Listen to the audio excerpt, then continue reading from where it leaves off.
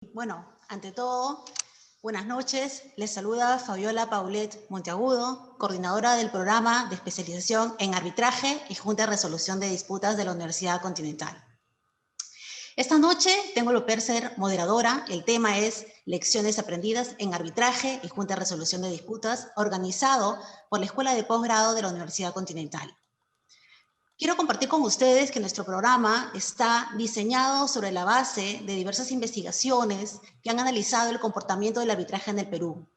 Además, precisar que este programa de especialización es un requisito para aquellos que aspiran a ejercer la función arbitral en arbitrajes en contratación con el Estado. Además de todo esto, y sin perjuicio de seguir adelante con el programa, quiero también poner en autos que este programa de arbitraje y Junta de Resolución de Disputas está previsto para iniciar en el mes de abril, así que los animamos a participar en el mismo. Quiero saludar a todas las personas que están conectadas a través del Zoom y a través de la cuenta de Facebook de la Escuela de Posgrado. Y además, interesados en compartir con ustedes lo siguiente. Nosotros los invitamos y los animamos a compartir un grupo de WhatsApp con nosotros. Este grupo de WhatsApp tiene por objeto compartir artículos académicos, tips de docentes y además seguramente compartir algunas otras promociones de la Universidad Continental. Seguros de que ustedes están interesados permanentemente en actualizar su conocimiento, les será de mucha utilidad este chat. Les recuerdo, finalmente, que para aquellos que están interesados en tener una constancia de participación de este evento académico, al final del evento se les pedirá que tengan a bien llenar una pequeña encuesta para tener claro su perspectiva, su punto de vista. Recuerden que su opinión a nosotros nos importa. Bueno, Annelí, tenemos esta noche a grandes y magníficos expositores y ponentes. Este webinar tiene dos bloques importantes. El primer bloque va a estar a cargo del ingeniero Carlos López Avilés, árbitro, adjudicador, perito, administrador de contratos de obra. Y el segundo bloque va a estar a cargo del magistrado Julio Martín Wong Abad, juez superior, conocedor de muchísima casuística en arbitraje, en contratación pública, desde la perspectiva de la anulación de laudos y otros. En esa línea vamos a dar inicio ya a nuestro primer tema. El primer tema que tenemos el día de hoy es el papel de la JRD en las obras públicas y lecciones aprendidas a cargo de Carlos López Avilés. Carlos López Avilés es árbitro, perito, adjudicador en Junta de Resolución de Disputas y en procesos de conciliación decisoria, docente de la Escuela de Posgrado de la Universidad Continental, más de 40 años de experiencia en supervisión, administración, gerenciamiento de contratos de obra. Quiero agregar a esto que el ingeniero Carlos López Avilés tiene experiencia tanto como adjudicador de los contratos derivados de la ley de contratación con el Estado, también en contratos colaborativos como los contratos NEC, los contratos de los Juegos Panamericanos, y también en los contratos FIDIC. Así que tiene una vasta experiencia que esta noche va a compartir con nosotros. Sin más preámbulos, invito a Carlos, por favor, a que nos acompañe a esta sesión para dar pase a su presentación. Carlos López, ¿estás con nosotros? Sí, muchas gracias, Fabiola. Muy bien, honrado de participar en este webinar junto con el doctor Wong Abad y, por supuesto, contigo y con toda la gente de la universidad. Voy a compartir pantalla.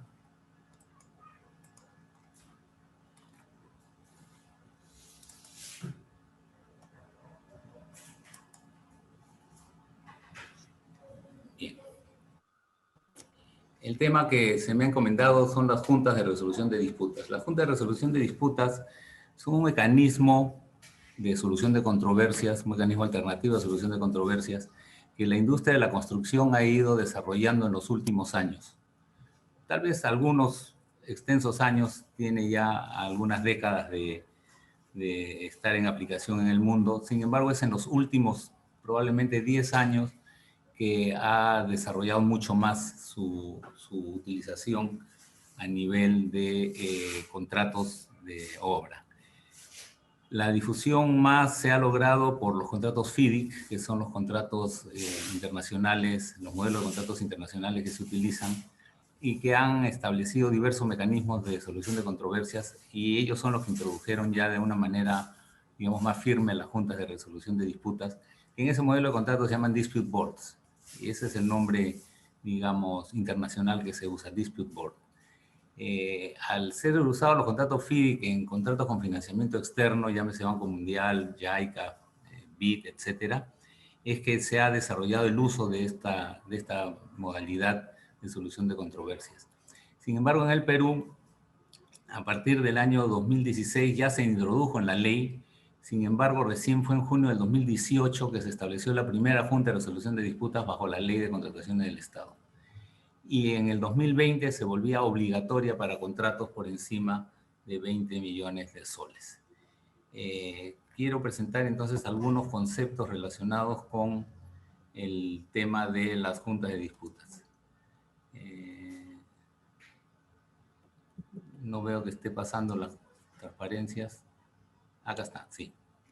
Bien, entonces, primero establezcamos algunas consideraciones básicas. Hay diversas formas de establecer una junta de resolución de disputas de acuerdo a lo que las partes le quieran encargar, ¿no? En el caso de la Junta de Resolución de Disputas de la Ley de Contratación del Estado, es la norma la que se ha encargado de establecer estos conceptos, pero hablemos en general juntas y dispute boards. Entonces, podríamos decir que la primera gran subdivisión son las juntas permanentes y las juntas ad hoc. Una junta permanente es una junta que se establece desde el inicio del contrato y acompaña el contrato durante todo su desarrollo. Mientras que las juntas ad hoc son las que se establecen para resolver una controversia en particular una vez que esa controversia se produce. Evidentemente, la junta más apropiada, más conveniente, más eficiente es la junta permanente, porque los adjudicadores, que así es como se denominan a los que la integran, al acompañar el contrato durante toda su ejecución, están permanentemente al corriente y al tanto de lo que va sucediendo. Esta posibilidad de estar al tanto de manera permanente de lo que está sucediendo es lo que le da la potencialidad a la Junta de poder evitar controversias, como vamos a ver dentro de un momento, que es una de las funciones más importantes de las juntas. Las juntas ad hoc, por otro lado, son las que se establecen solo cuando hay una controversia. En este punto quisiera señalar que FIDIC, en su modelo anterior al 2017, apostaba más por las juntas ad hoc. Sin embargo, en el 2017 cambia totalmente su filosofía y pasa a las juntas permanentes. Entonces, FIDIC apunta a que las juntas deben ser permanentes. Es lo que se llama un Dispute Avoidance Adjudication Board, que es el nombre que FIDIC le da. Avoidance significa evitar y adjudication es adjudicar. Entonces, ya en su nombre vemos que la función que le da FIDIC al hacerla permanente es la de prevención, aparte de la de decisión. Entonces, esto genera ese modelo. La ICC, la Cámara Internacional de Comercio de París, adopta un modelo o un esquema más o menos parecido. En los reglamentos de junta de disputas de la ICC se establecen tres tipos de dispute boards. La que se llama la que adjudica, la que solo recomienda o la mixta. Entonces, de acuerdo con lo que las partes decidan, le pueden decir a la Junta, Junta, yo quiero que tú decidas sobre las controversias. Pero puede haber otro esquema que le dicen solamente, tú solo recomiéndanos.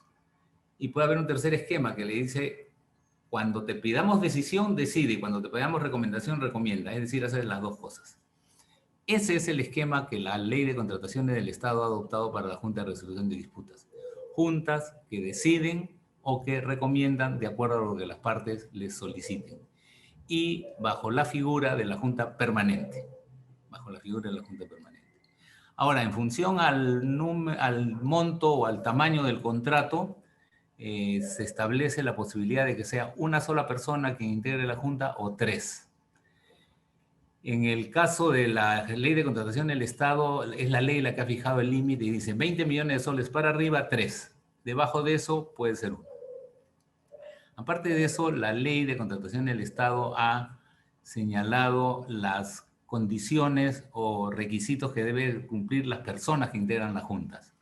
y básicamente son los siguientes. Si la junta es de un solo miembro, ingeniero o arquitecto, con conocimiento en la normatividad pública de contratación y con conocimiento en la normatividad aplicable al tipo de contrato, es decir, a la especialidad del contrato. Si son 3 miembros, la ley de contrataciones dice el que preside tiene que ser ingeniero o arquitecto con las condiciones que ya mencioné, y los otros 2 expertos en ejecución de obra. Si bien esa es la terminología que ha usado, podríamos a partir de ahí determinar, ¿eso incluye a los abogados o excluye a los abogados? A mi juicio los incluye, porque si los hubiera querido excluir, simplemente hubiera dicho que los otros 2 miembros también tendrían que ser ingenieros o arquitectos. Pero al no decirlo y abrir la posibilidad, yo creo que los incluye. A mi juicio, si un abogado debe participar en una junta, debería haber solo uno y los otros 2 ingenieros o arquitectos, porque la naturaleza del trabajo es muy técnico, pero también tiene un aspecto legal que es conveniente sea compartido con profesionales del derecho, ¿no? Otra característica interesante para mencionar es que cada uno de los 3 miembros de la junta, si son 3, o en el caso del adjudicador único, aquel, pero cada uno de ellos tiene que ser designado por las 2 partes en conjunto. O sea, las 2 partes tienen que estar de acuerdo con cada uno de los 3 miembros de la junta. El origen de la junta dentro del contrato puede ser o porque la norma legal lo exige, que es el caso de la Ley de Contratación del Estado para contratos a partir de 20 millones de soles, o porque las partes lo consideraron en el contrato. Entonces tiene un origen contractual. Y es un origen contractual que yo diría además que se manifiesta en que es parte de la gestión del contrato. A diferencia de un arbitraje que es externo totalmente al contrato, la junta es interna del contrato, es parte de la gestión del contrato, solamente que es ejercida por personas que son independientes de las partes, ¿no? Ese es un tema muy interesante de tener presente, ¿no? El otro aspecto es qué cosa hace la junta, cómo ejerce los procedimientos necesarios para llevar adelante su papel. Y acá también podríamos señalar lo siguiente, depende. Para las juntas de resolución de disputas de la Ley de Contratación del Estado existen 2 directivas, una que se dio en el 2016, otra en el 2019, donde está establecido el procedimiento. Paso a paso lo que la junta debe hacer, cómo lo debe hacer, en qué plazos, cómo se trasladan las cosas, etc. Todo el procedimiento está en la directiva que he señalado. En los contratos FIDIC, por ejemplo, en el propio contrato FIDIC están las reglas del procedimiento. Entonces, en el contrato FIDIC hay una cláusula que dice que debe haber juntas y hay unos anexos en donde está el modelo de contrato que se firma con los adjudicadores y donde están las reglas del procedimiento que estos deben de observar. Entonces, en ese tipo de contratos, el procedimiento está en el propio contrato. Y el caso, por ejemplo, de los contratos NEC que se usaron en Panamericanos, no establecía dentro del contrato el procedimiento, pero sí nos dirigía a las reglas procedimentales de la ICC, la Cámara Internacional de Comercio de París, ¿no? Entonces, el ejercicio de la función de las juntas no es libre a leal saber y entender los adjudicadores, sino que tienen que seguir un determinado procedimiento, que repito, puede estar o normado o en el contrato o se accede de alguna institución como el caso de la ICC. Muy importante, las funciones de la Junta. Como dije hace un momento, la función preventiva y la función resolutiva. ¿Qué es la función preventiva? Es tratar de evitar que las controversias escalen hasta ser un reclamo que necesita que alguien intervenga para decidir, ¿no? Mientras que la función resolutiva o decisoria es, habiéndose producido ya una controversia, se somete a la Junta para que la Junta dé una decisión. Entonces, esto que está así enunciado, para que pueda suceder, tiene que tener determinadas condiciones, ¿no? La función preventiva se logra de la siguiente manera: visitas rutinarias a la obra, que suelen ser con una periodicidad mensual. Estar en conocimiento permanente de lo que va sucediendo, se va recibiendo información de la obra, por ejemplo, si hay pedidos de ampliación de plazos resueltos que no son controvertidos, ir conociéndolos, adicionales, etcétera, ¿no? Cuando los contratos son más sofisticados, como los contratos colaborativos, también se comienza a analizar lo que es la gestión de riesgos, ¿no? Las alertas tempranas y ese tipo de mecanismos que estos contratos establecen. Pero la función preventiva principalmente se logra a través de estas visitas. Pero no se queda ahí, sino que dentro de la visita o fuera de ella, cuando las partes tienen algún asunto que todavía no es controversia, pero que puede convertirse en una controversia, entonces de manera formal ambas partes en conjunto le piden a la Junta que opine sobre determinado asunto. Y la Junta, en un plazo bastante perentorio, 5 días si no recuerdo mal, da una opinión, ¿no? Pero esa opinión es de carácter no vinculante. Las partes la reciben, la escuchan, la leen y si quieren la aplican y si no quieren no la aplican. No es vinculante. Pero no solamente no es vinculante para las partes, sino que además no es vinculante para la propia Junta. Si ese tema luego se vuelve una controversia que pasa a la función decisoria o resolutiva, la Junta no queda obligada por lo que había opinado al ejercer la función preventiva o de opinión. ¿Por qué? Porque pueden haber cambiado algunos aspectos o porque se tiene ya mayores elementos de juicio, porque como les decía, la función preventiva de recomendaciones u opiniones se da en periodos muy cortos de tiempo y muchas veces dentro de la propia visita, mientras que ya la decisión es mucho más formal. Entonces, ¿qué es mejor?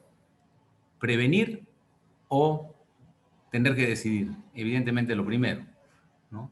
Evidentemente lo primero. Pero siempre cabe la posibilidad de que haya que emitir decisiones ante conflictos que ya han llegado al nivel de reclamo. Por ejemplo, una solicitud de ampliación de plazo no aprobada, una valorización que tiene observaciones, el mismo acto de recepción de obra, etc. Aprovecho esto que acabo de señalar, la función de la Junta de Resolución de Disputas termina con la recepción de la obra. No pasa a la liquidación del contrato. La liquidación del contrato ya queda fuera de la posibilidad de actuación de las juntas. El único límite que tienen las juntas de resolución de disputas para atender pedidos de decisión es aquello que no sea arbitrable o pedidos de indemnización, daños, etc. Eso está claramente establecido en las directivas que en las juntas no lo pueden ver. Esto lo que significa es que si se produjese una de estas situaciones, se tendrá que ir directamente al arbitraje. Pero en cualquier otra circunstancia, el pasar por la Junta es obligatorio. Es obligatorio. La decisión que la Junta emita es obligatoria, de obligatorio cumplimiento y vinculante de inmediato. Es decir, lo que la Junta diga, eso se aplica. Pero como alguna de las partes pudiese no estar de acuerdo, o las dos pudiesen no estar de acuerdo eventualmente, entonces emiten una notificación de discrepancia y que se someterá a arbitraje. Y ese arbitraje solo se puede empezar luego de que la obra ha sido recibida y terminada. Y además, si hubo varios temas que quedaron en esa situación para ser resueltos en arbitraje, todos se tienen que acumular en un solo proceso arbitral. Entonces, un contrato bajo la Ley de Contratación del Estado, con Junta de Resolución de Disputas, en principio no va a tener ningún arbitraje durante la ejecución de la obra. Y si tiene alguno, será después de que la obra termine, nunca durante la ejecución de la obra. Y si tiene cuando la obra termine, será solo uno.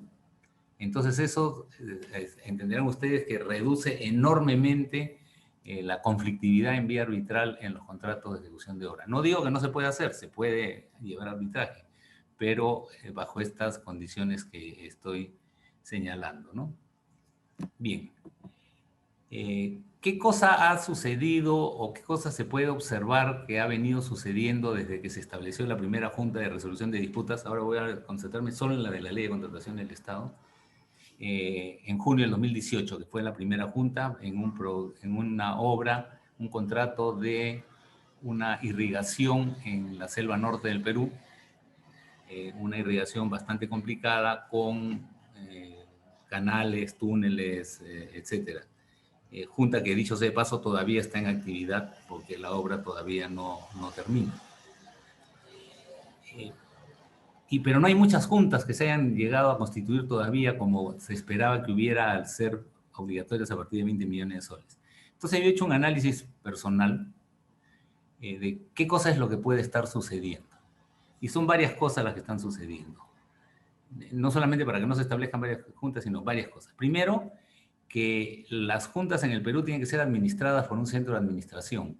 La Universidad Católica tiene uno, la Cámara de Comercio de Lima acaba de lanzar uno, el Colegio de Ingenieros tiene uno, en provincias hay varios ya, en el Cusco, en Trujillo, en Tacna, en diversas ciudades. Y los adjudicadores solamente pueden ser escogidos de las listas que cada uno de estos centros tiene. Entonces, estos adjudicadores, para ingresar a esas listas, cada centro pone requisitos, muchos de los cuales son, por ejemplo, seguir cursos de capacitación que el propio centro proporciona o que se adquieren en otras instituciones, ¿no? Entonces, ningún adjudicador podrá ejercer si no está incluido en una lista de un centro. Y quien establece los requisitos para ingresar a esa lista es el propio centro.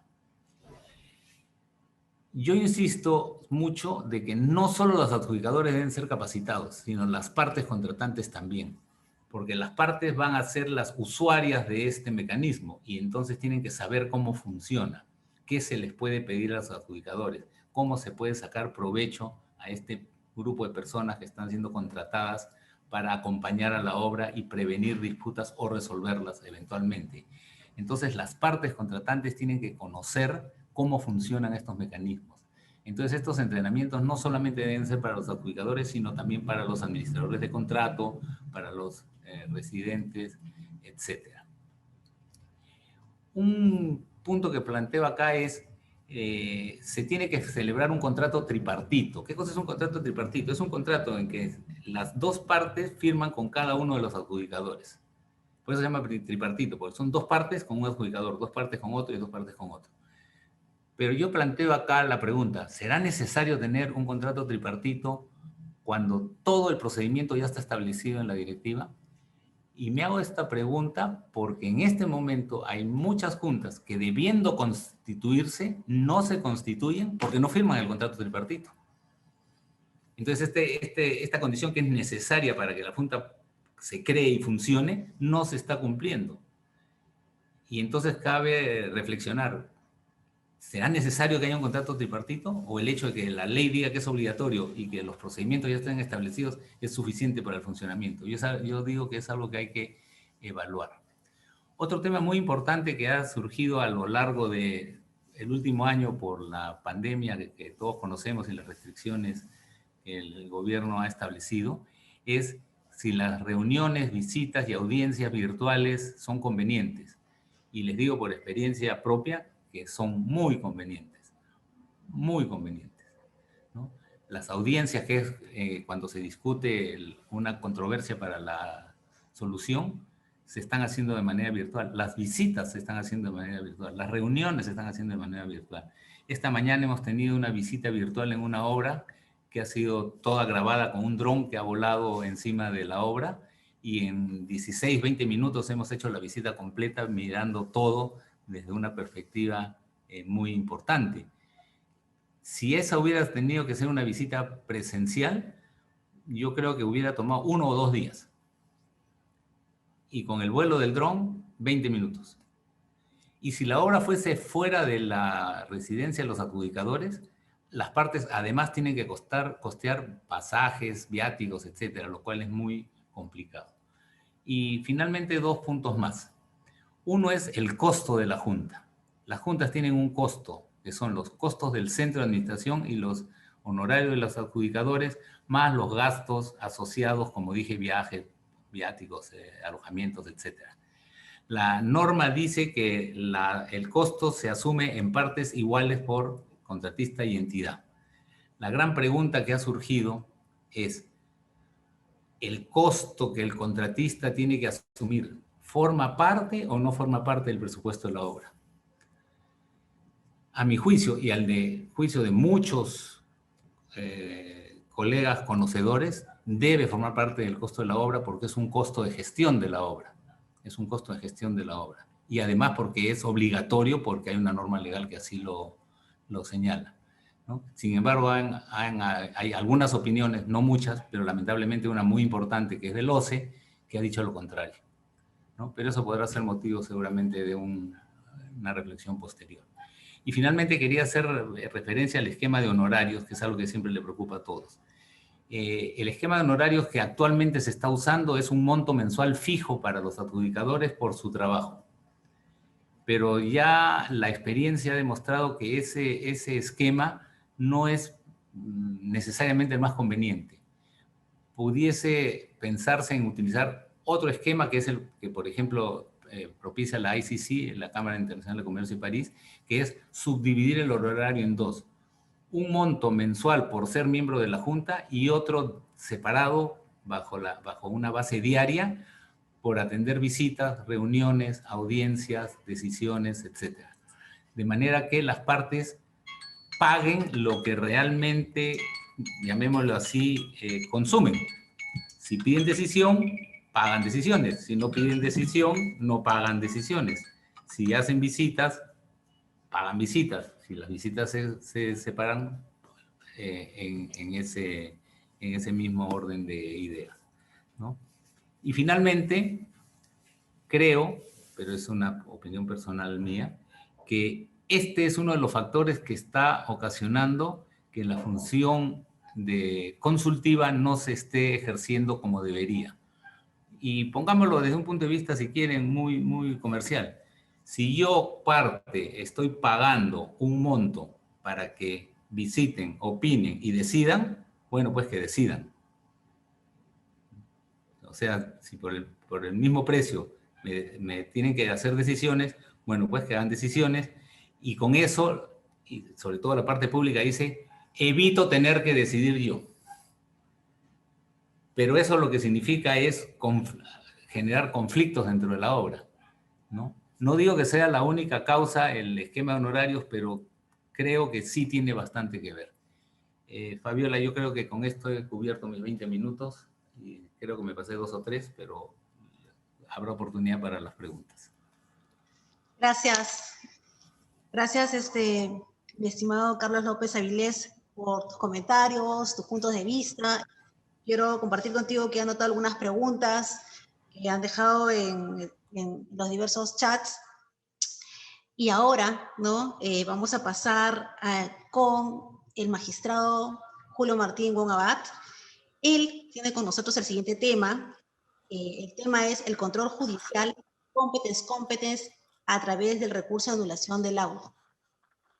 Julio Martín Wong Abad es juez superior del Poder Judicial, docente de la Escuela de Posgrado de la Universidad Continental, ex vocal de la primera sala comercial competente para conocer los procesos de anulación de laudos. Autor del libro La motivación defectuosa como causal de nulidad del laudo y de numerosos artículos sobre arbitraje. Quisiera agregar con relación a Julio que aporta en los artículos que publica, en los seminarios que comparte, no solamente un análisis de la doctrina nacional, sino también internacional, que hace muy rico, ¿no es cierto?, su análisis cuando nos presenta temas como esta noche. Adelante, Julio Martín Wong Abad. Encantados de tenerte hoy con nosotros. Muchísimas gracias, Fabiola. Muchísimas gracias a la Universidad Continental por la oportunidad de dirigirme a un público tan selecto. Veo a muchísimos participantes y a muy destacados profesionales de entre esos participantes. Así que para mí es un particular honor poder dirigirme a ellos. Bueno, el tema que les propongo es un tema conflictivo, es un tema, espero que sea conflictivo porque espero que promueva el debate y que nos permita luego conversar. Y había preparado unas diapositivas, quería compartirlas con ustedes para más o menos plantear, les prometo que no son nada, ¿ya se están viendo en este momento? ¿Me confirman, por favor? Sí, sí, perfecto. De acuerdo. Espero para cambiar. Ahí sí se ve completo, ¿no es cierto? De acuerdo, perfecto. Entonces, vayamos a la ley. Comencemos por la ley.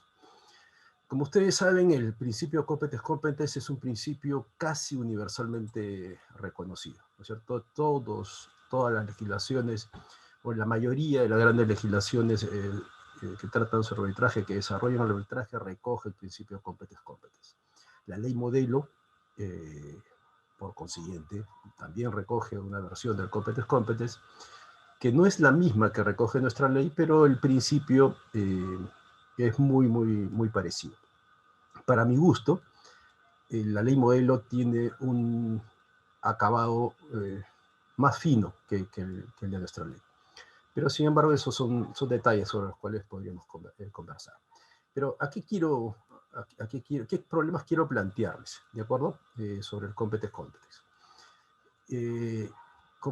Está en el 41 la posibilidad de que el tribunal, ¿no es cierto?, pueda decidir sobre su propia competencia, sobre cualquier excepción u objeción al arbitraje, y particularmente nos habla la primera parte del apartado primero, a decidir sobre la existencia, nulidad, anulabilidad, invalidez o ineficacia del convenio arbitral. ¿De acuerdo? Ese va a ser el tema. No puedo abarcar todos los temas del competes competens, todas las decisiones que pueden ser denominadas de competes competens. Voy a detenerme en esto, sin perjuicio de que luego las preguntas que ustedes planteen puedan llevarnos a otras materias. Entonces sabemos que principalmente la decisión de competes competens va a estar dirigida a resolver, si es que se propone esa excepción o esa objeción, a decidir si es que el convenio arbitral existe o no existe, es válido o es inválido.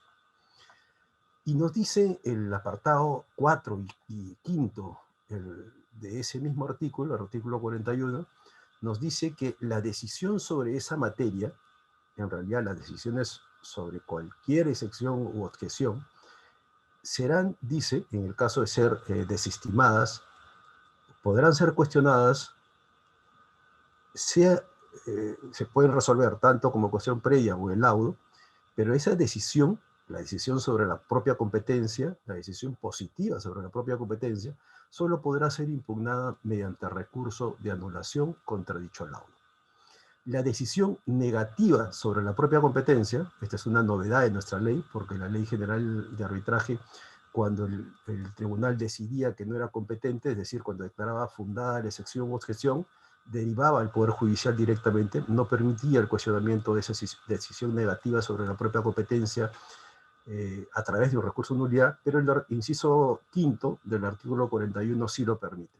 Es decir, cuando el tribunal dice no soy competente, el convenio arbitral no existe, esa decisión negativa puede ser controvertida a través del recurso de anulación del laudo. Ese es un tema, por ejemplo, sobre el cual se ha hablado poquísimo, se ha desarrollado poquísimo, es muy interesante, lamentablemente escapa al tema que quiero tratar hoy.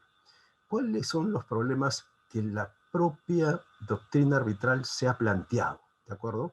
Y que a mi juicio, por lo menos esa parte de la doctrina arbitral, lo ha planteado y lo ha resuelto mal.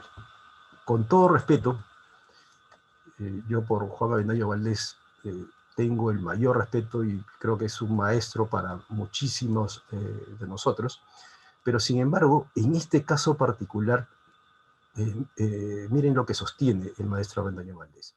Nos dice, el recurso de anulación no solo procede por las causales establecidas en el artículo 63, como dice erróneamente el 62. Y esto es una cosa que uno de entrada lo sorprende, ¿no es cierto? Porque si algo machacan los legisladores, y conocemos a muchos de los legisladores, de los que han redactado o los proyectos o versiones que finalmente llegaron a la ley, sea Fernando Cantuaria, sea Alfredo Buller, sea Gonzalo García Calderón y demás, nos dicen las únicas causales de nulidad son las del 63. Sin embargo, Avendaño Valdés, Juan, nos dice, no, la ley nos está mintiendo, la ley nos está engañando, porque además de las causales 63, también son causales de nulidad. Miren lo fuerte que es, La afirmación, miren lo radical que es la afirmación. También son causales de nulidad el 41.4 y el 41.5. Dejo de lado el 29.7 porque es el tema de recusación de árbitro. Podríamos discutir muchísimo sobre ese tema, pero nos concentramos en el 41.4 específicamente. Es decir, cuando esa sería una causal específica. Es decir, cualquier decisión que los árbitros desestiman, como excepción o objeción que desestiman, sería posible de ser llevada al recurso de nulidad del laudo. Esta posición, que a mi juicio no es correcta, ha sido recogida por una sentencia casatoria. En esta sentencia casatoria, es verdad que se trata no de un tema de arbitraje privado, sino es un tema de arbitraje público, de contratación con el Estado. Y recuerdan ustedes cuando se discutía mucho en sede arbitral si el plazo de caducidad contenido en el reglamento debía prevalecer o debía utilizarse o podía ser considerado realmente un plazo de caducidad. Entonces, algunos árbitros decían no, porque ese plazo de caducidad está contemplado en el reglamento, la caducidad solamente puede ser señalada por la ley, aplicaban código civil y no la ley de contrataciones con el Estado, o en general todo el sistema de derecho administrativo, y preferían código civil. Este es uno de los casos. ¿Qué dijo la Corte Superior de Justicia de Piura? Entonces, este es un caso que viene de Piura. La Corte Superior de Justicia de Piura dijo, no, ese plazo que tú dices que no debes utilizar, porque tú prefieres la ley según el Código Civil, ese plazo señalado en el reglamento es el que debe utilizarse. Y por consiguiente, esa excepción de caducidad que tú has declarado infundada, esa excepción es fundada. Y si esa excepción es fundada, cae todo el arbitraje. Y por consiguiente, nulo el laudo final, el laudo que resuelve el fondo de la controversia. Se recurrió en casación de esta decisión y miren lo que afirma la Corte Suprema. ¿Por qué? Porque uno de los argumentos del recurrente en casación era, oye, me estás anulando un laudo por una causal que no está en el artículo 63. Yo leo el artículo 63 y no dice que si se transgrede un plazo de caducidad, eso sea motivo de anular el laudo. Si ustedes revisan la ley de arbitraje colombiana, para arbitraje doméstico sí hay una causal expresa, violar un plazo de caducidad. ¿Qué dijo la Corte Suprema? La Corte Suprema, yo estoy seguro que no conocía, bueno, tal vez exagero, de repente me equivoco, seguramente me equivoco, no conocía tal vez la opinión del doctor Avendaño, pero miren lo que dice la Corte Suprema. Dice, no, porque el 41.4 constituye una causal de anulación taxativamente señalada por la ley. Entonces, toda decisión para estas posiciones, toda decisión sobre competence, cualquiera de ellas, podría ser llevada a recurso de anulación. Y ahí yo veo un problema. Es verdad que el problema surge de la ley misma. ¿Por qué? Porque la ley es equívoca. Por más que esto también moleste a algunos legisladores, ¿no es cierto? El 41.4 uno lo lee y pareciera decir lo que comprenden el maestro Avendaño y lo que comprende la Corte Suprema. Si se desestima una excepción u objeción al arbitraje, entonces esto lo llevas al recurso de anulación. Yo leo la ley y pareciera decir eso. En mi opinión, esa no es la intención del legislador y no es así como debemos leer la ley. La ley tiene esos pequeños defectos procesales que impiden que sea lo perfecta que debiera ser. Y es más lamentable aún constatar estos defectos, porque si ustedes revisan la Ley General de Arbitraje, la Ley General de Arbitraje no tenía estos defectos. Por eso es lamentable que la ley que la reemplaza justamente cause interpretaciones equívocas en este punto. ¿Por qué? Porque si ustedes revisan la Ley General de Arbitraje, van a constatar que la Ley General de Arbitraje es clarísima. la única decisión que puedes revisar en nulidad es la de justamente cuando decides sobre la existencia o invalidez del acuerdo. Todas las demás decisiones de los árbitros, cualquiera que ésta sea, por ejemplo, una decisión sobre una excepción de prescripción, una excepción de transacción, por ejemplo, que debe buscar la parte demandada, esa decisión de los árbitros, final, no se puede revisar. Y sin embargo, la ley invita a pensar que sí podría ser revisada. Lamento no tener el tiempo para explayarme y hacer la sustentación completa de lo que estoy sosteniendo, ¿de acuerdo? De repente puedo ampliar un poco más en la estación de preguntas y por supuesto los esperamos en el curso que me corresponda en el diplomado para discutir de estos temas y muchísimos otros que resultan muy, muy interesantes. A ver, ¿cuál es el mensaje que debemos recoger? ¿Qué es lo que debemos, en mi opinión, constatar? El 63 sí, hay que tomarlo en serio, ¿de acuerdo? El 63 no es perfecto, ¿de acuerdo? Tiene la gran falla que yo le veo al 63 es que no considera como causal de nulidad la contravención al orden público en el arbitraje doméstico, en el laudo doméstico. Y ese es un error manifiesto en la ley. Pero salvo ese error, debemos tomarnos en serio el 63. ¿Qué quiere decir esto? Que si la decisión sobre la propia competencia no encaja en una causal contemplada en el 63, no se puede llevar esa decisión sobre la propia competencia a revisión en recurso de nulidad del laudo. Por consiguiente, como les decía, solamente serían causales de anulación las decisiones de competence que decidan sobre la eficacia, existencia, invalidez o invalidez del laudo. Y obviamente también, porque está como causal expresa, la decisión sobre la competencia objetiva, es decir, sobre las pretensiones que están dentro del convenio arbitral, ¿no es cierto? ¿Por qué? Porque esas son las causales que ustedes pueden encontrar referidas a decisiones sobre el competence en el 63, específicamente en el 63.1a y en el 63.1c, me parece, si es que mal no recuerdo. Congruencia, ¿no es cierto? Está o no está en el convenio arbitral, competencia objetiva, y validez o eficacia del convenio arbitral. Esas son las únicas decisiones sobre competence que podrían ser cuestionadas a través del recurso de nulidad del laudo. Pero ahora viene algo, espero, tal vez mucho más interesante. Ya tenemos, si me creen, ya tenemos dos decisiones o dos causales de nulidad que sí pueden ser aplicadas a las decisiones sobre competence, pero ahora la pregunta que surge, o me parece inmediatamente, es ¿cómo se controlan estas decisiones de los árbitros?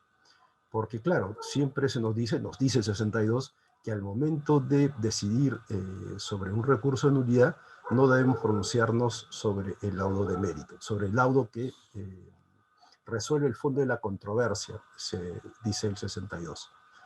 Pero como ustedes advertirán inmediatamente, yo cuando reviso una decisión sobre la propia competencia, no estoy revisando, ni necesito revisar el laudo que decide sobre el fondo de la controversia, el laudo de mérito. ¿Por qué? Porque ya sea que decida sobre un tema procesal o ya sea que decida sobre la existencia del convenio, esto es una decisión previa al laudo de mérito. ¿Cómo debo entonces revisar esta decisión de los árbitros? Para que sea, creo yo, intuitivo, para que ustedes alcancen o espero comprendan mi posición, que espero luego asuman como propia, esa es mi ambición final. Me parece que la forma mejor es graficarlo con ejemplos de la vida real. Imaginen un caso Orellana, ¿de acuerdo? Un caso en el cual alguien a ustedes mismos, para que vean ustedes, para que sientan un poquito en carne propia el peligro, supongan que les falsifican la firma de un contrato y que este contrato tiene además una cláusula arbitral y que además esta cláusula arbitral señala cuál va a ser o quién va a ser el árbitro que va a resolver las controversias derivadas de este contrato. Ustedes, evidentemente, si lo citan a arbitraje, tienen que concurrir al arbitraje, ¿no es cierto? Ustedes no pueden decir, no, rompo la notificación y me olvido de esto. ¿Por qué? Porque si ustedes, conociendo del arbitraje, no van y cuestionan la competencia del árbitro, el laudo va a poder serles opuesto, porque ustedes no plantearon, como se necesita, de acuerdo al propio 63, que ustedes cuestionen, en primer lugar, dentro del arbitraje, la competencia del árbitro. Por consiguiente, ustedes están obligados a concurrir al arbitraje. ¿Y cómo se van a defender en el arbitraje? Van a decir, obviamente, la firma que aparece en este contrato es falsa. Y presentaré el peritaje, presentaré documentos públicos en los cuales consta mi firma para que el árbitro pueda constatar que mi firma no es la que está ahí. De repente hasta puedo conseguir mis boletos de viaje en los cuales se demuestra que en la supuesta fecha del contrato yo no estaba en el país. Pero supongan que el árbitro no les cree y que no le da valor a ninguna de esas pruebas, y que por consiguiente desestima su excepción de incompetencia arbitral por nulidad del contrato, nulidad del convenio. Ustedes dicen, bueno, no hay problema, me voy al recurso de anulación del laudo. Entonces, ustedes dicen, señor juez, o en este caso, señores de la sala comercial, si están en Lima, me han falsificado la firma, el convenio arbitral es un convenio inexistente y por consiguiente quiero que declaren ustedes la nulidad del laudo por este motivo. Y supongan que los jueces les dicen algo así como lo siguiente: discúlpame, pero yo no puedo revisar el fondo de un laudo. Yo no puedo revisar la decisión de los árbitros. El 62, recuerden, la última parte, dice que los jueces estamos prohibidos de calificar o siquiera opinar acerca de las motivaciones en un laudo. Entonces ustedes creo que se sentirían total y absolutamente estafados, ¿no es cierto?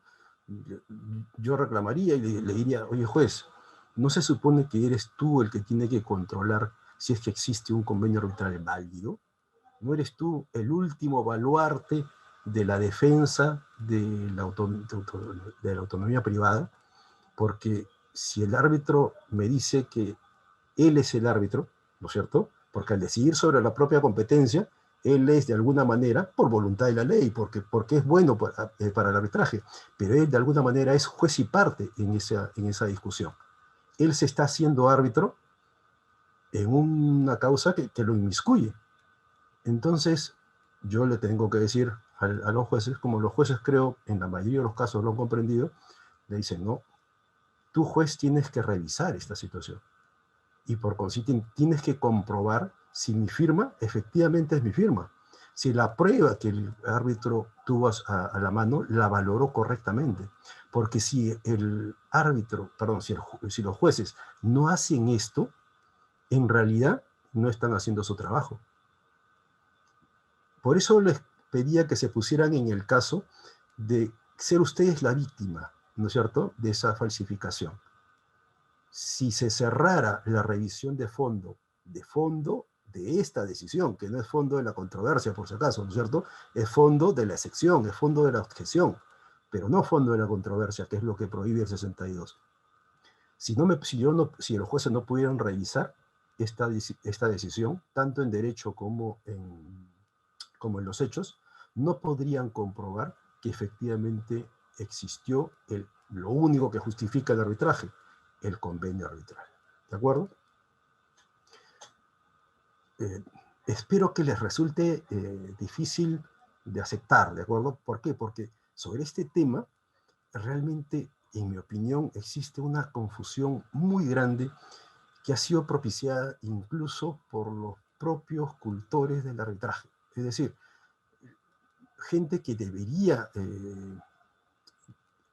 dejar en claro esta diferencia, no lo ha hecho realmente. O sea, por la defensa de que los jueces no se inmiscuyan en el laudo de fondo, en el laudo de mérito, no debemos dejar de lado que hay espacios en los cuales el juez sí tiene la obligación de comprobar que el árbitro ha juzgado adecuadamente.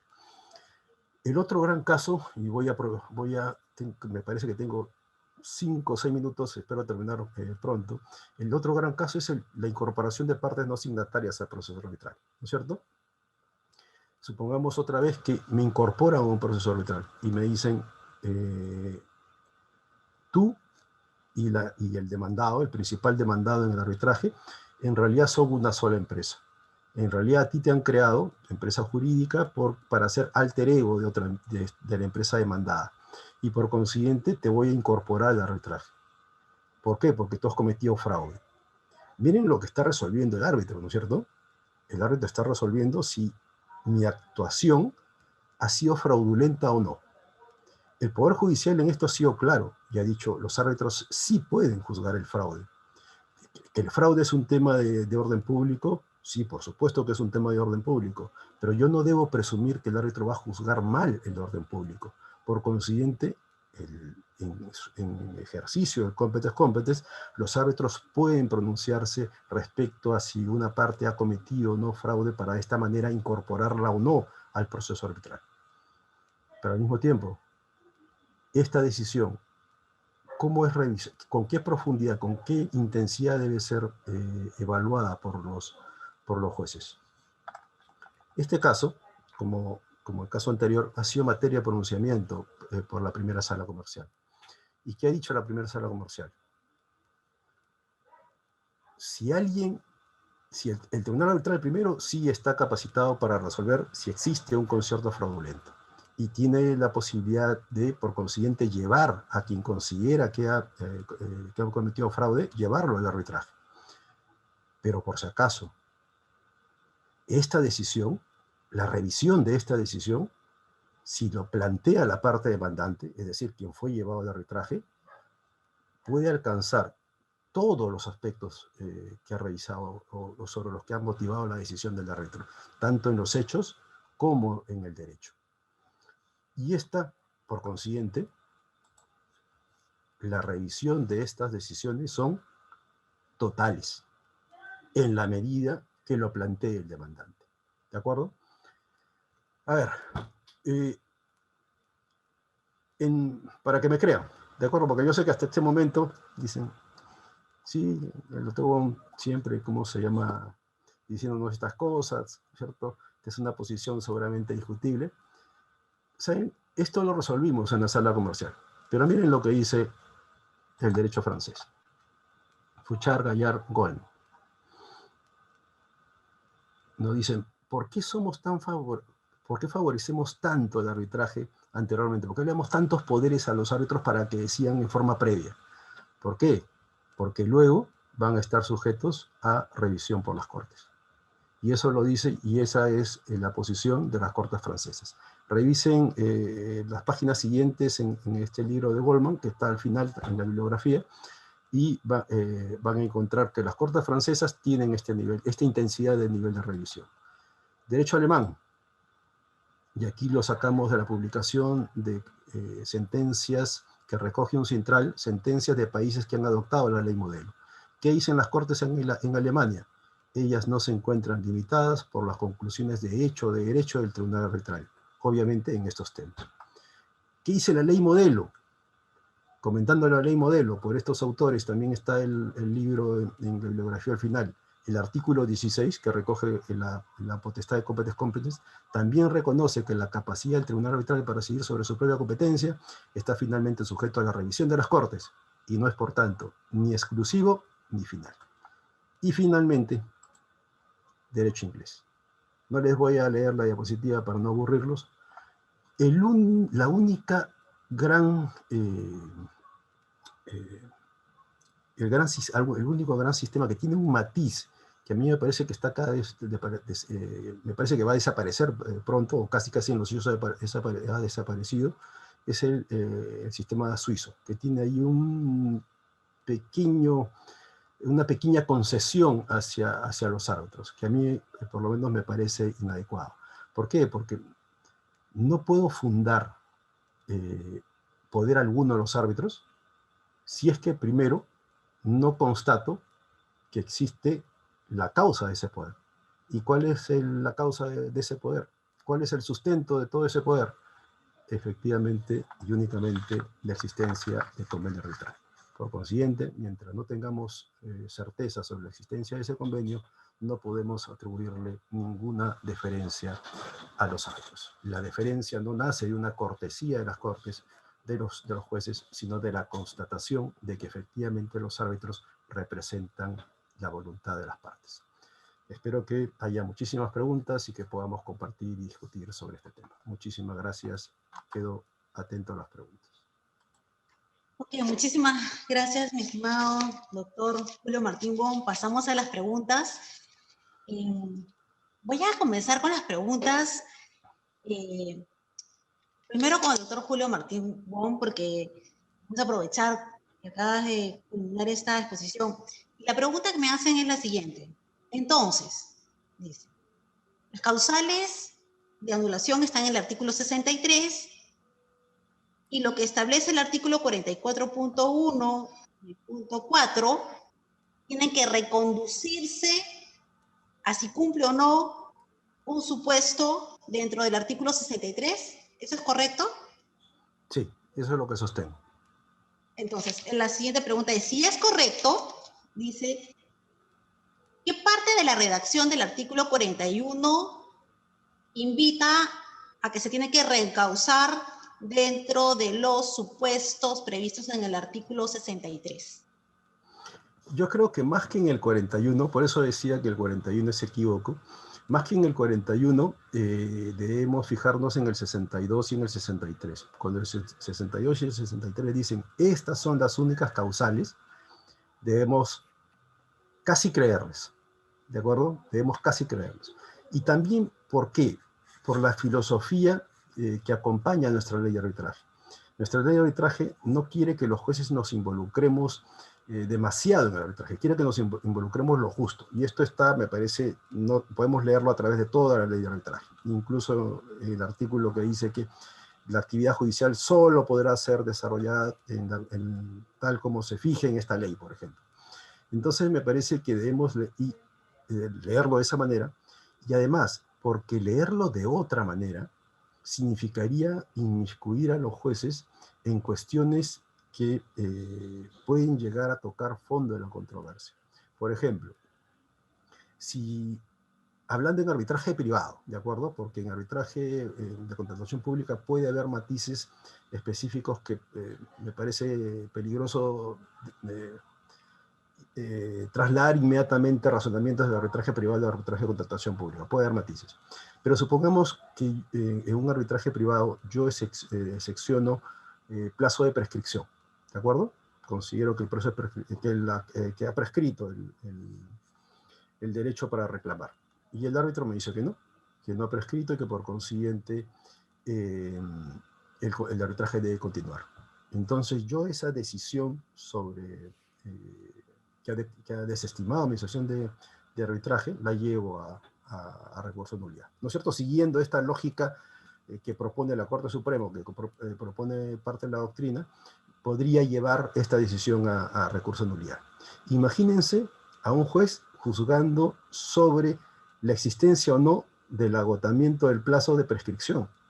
En mi opinión, la prescripción, por más que le hayamos dado una construcción procesal, decidir sobre la prescripción, decidir sobre la caducidad finalmente, es decidir sobre una de las facultades del derecho subjetivo, y por consiguiente es decidir, en mi opinión, sobre si existe o no existe derecho subjetivo. Y eso me parece a mí fondo de la controversia.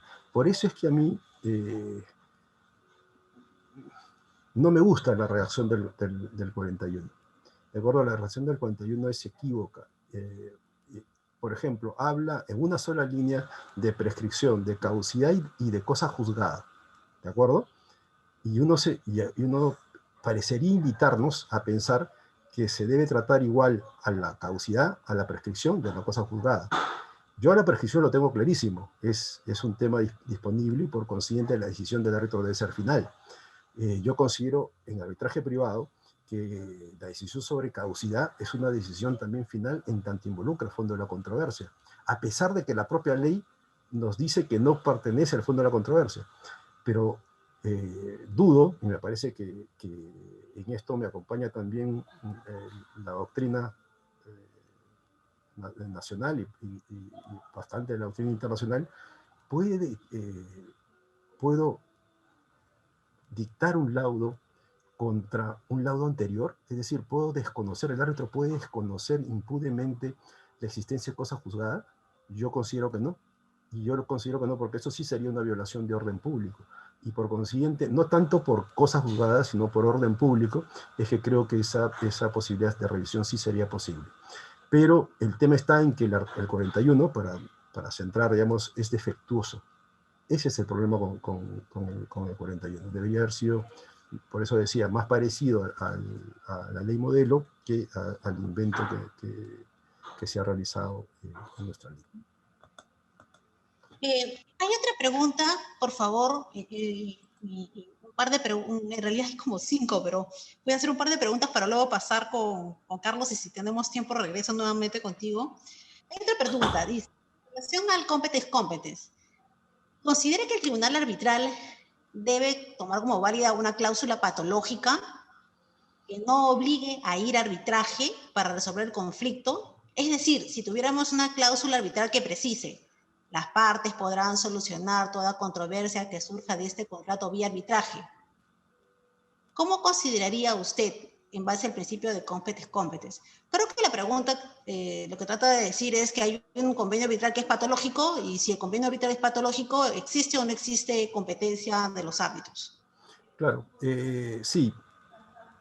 En realidad yo estoy preparando y espero, ya le envié a Fabiola un borrador de un artículo que está creciendo cada vez más sobre este tema, y este es uno de los puntos que quisiera tratar, que voy a tratar en el artículo. Efectivamente, la decisión sobre si una cláusula es patológica o no, y si se puede superar la patología o no, es una decisión de competence que es revisable de acuerdo al 63.1a. ¿Por qué? Porque estaríamos hablando de eficacia o existencia del convenio arbitral. Y por consiguiente también debería ser revisada en el fondo, es decir, completamente por los jueces. Como de hecho en algunos casos internacionales ha sido así. Muy bien. Quiero hacer una última pregunta para pasar con el ingeniero Carlos López Avilés. Me plantean un caso, ¿no? Es un reglamento de un centro de arbitraje X, ¿no? Y las partes han convenido en ese centro de arbitraje, pero ese centro de arbitraje tiene como requisitos, ¿no? Presentar la solicitud, porque el convenio arbitral se somete al reglamento de arbitraje, y este reglamento de arbitraje señala que no solamente se presenta la solicitud, sino se paga una tasa. Y lo que ha ocurrido en los hechos es que la parte interesada no paga la tasa, ¿no?, en el plazo previsto en el reglamento, sino meses después.